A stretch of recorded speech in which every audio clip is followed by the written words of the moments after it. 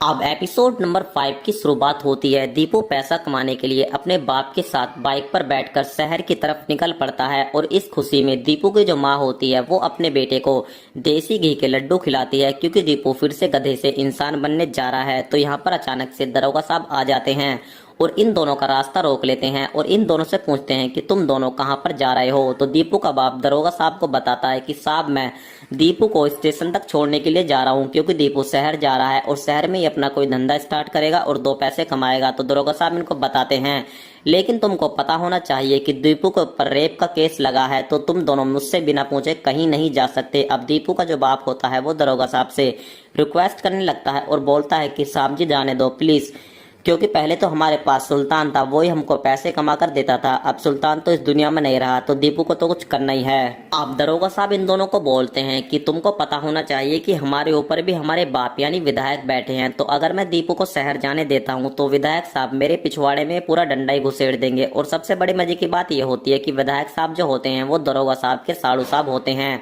अब दरोगा साहब दीपू के कान में बताते हैं कि दीपू वो क्या है ना, कि हमारे साहब की भी एक छोटी सी समस्या है जिसका समाधान सिर्फ तू ही कर सकता है। अगर तूने वो समाधान कर दिया तो उसके बाद तू कहीं भी जा सकता है और तेरे ऊपर से रेप का केस भी हट जाएगा। तो दीपू बोलता है कि वो समस्या क्या है।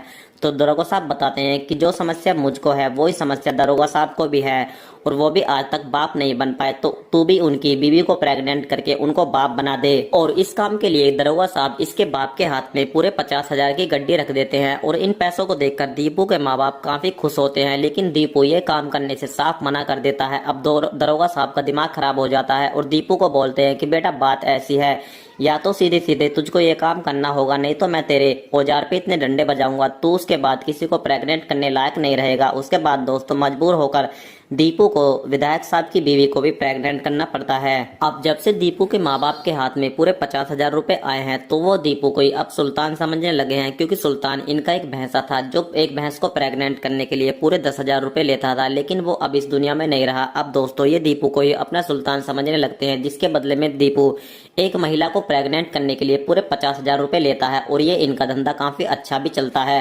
अब दूसरी तरफ हम देखते हैं कि दीपू के पास बिन्नी का मैसेज आता है। अब बिन्नी जो होती है दीपू की गर्लफ्रेंड होती है, जिसकी शादी हो चुकी है और फिलहाल वो अपने मायके आई हुई है। अब दीपू दौड़ता हुआ बिन्नी के पास आ जाता है, तो बिन्नी दीपू को अपनी सारी समस्या बताती है और इसको बोलती है कि तुमसे शादी न करके मैंने अपनी जिंदगी में बहुत बड़ी भूल की है, क्योंकि मेरा पति नामर्द है और वो मुझको आज तक एक बच्चा नहीं दे पाया। अब ये इससे बच्चे की रिक्वेस्ट करती है, लेकिन दीपू ये सब कुछ करने से मना कर देता है, क्योंकि इसको पता होता है कि अगर इसने बिन्नी को प्रेग्नेंट कर दिया तो उसके बाद बिन्नी का काम निकल जाएगा और ये इसको कभी नहीं पूछेगी। और दोस्तों फिलहाल तो वेब सीरीज का जो एपिसोड नंबर 5 है वो यहीं पर समाप्त हो जाता है।